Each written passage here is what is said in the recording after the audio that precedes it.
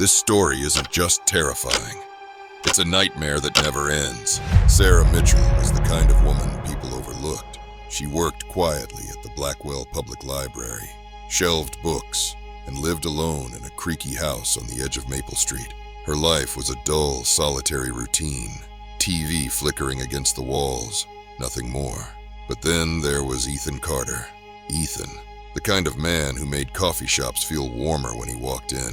He worked at the hardware store, knew everyone's name, and always smelled of sawdust and something spicy. Sarah had admired him since high school, when he'd accidentally brushed against her in the hallway. That single, absent-minded sorry had been enough to make her heart race. She'd never forgotten that fleeting moment. But now, 20 years later, she was still just the library girl to him. One day, Sarah found something unusual in the basement of the library.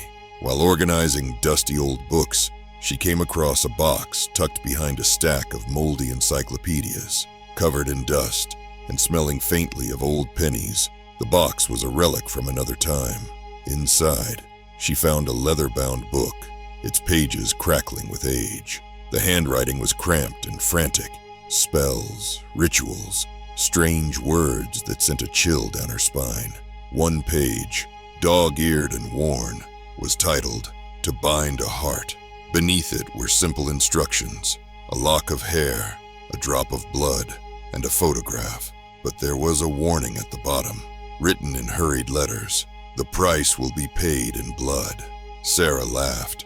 She wasn't foolish enough to believe in such nonsense. But 3 weeks later, after a night of wine and loneliness, she found herself cutting a lock of her hair at 2 a.m.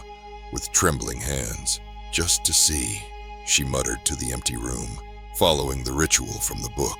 She dripped a drop of blood onto the page, placed a photo of Ethan on top, and lit the candle as instructed.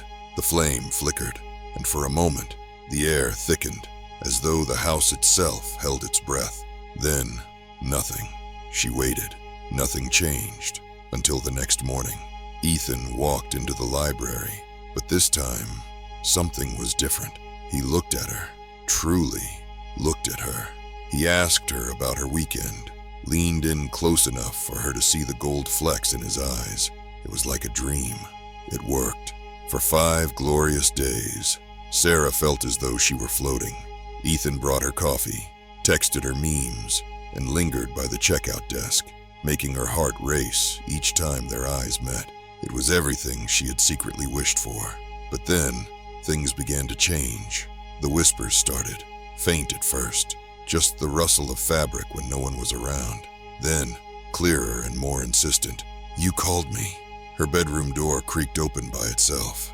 The scent of rotting flowers filled her room, clinging to the sheets. One night, Sarah woke to the sound of fingernails dragging down her wall. Slow, deliberate scrapes from the other side of the plaster. The final straw came when she pulled out the jar she had hidden under her bed.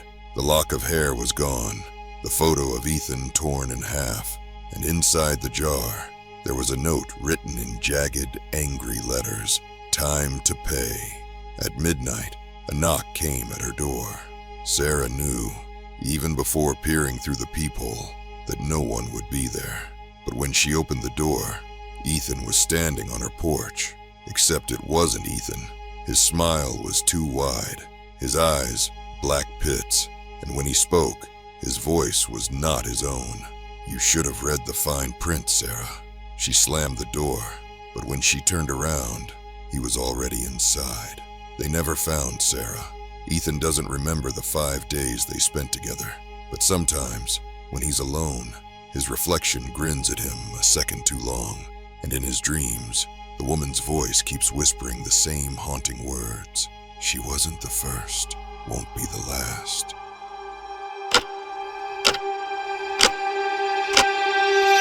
Hit subscribe and don't dare miss what's coming next, or the next scream you hear might be your own.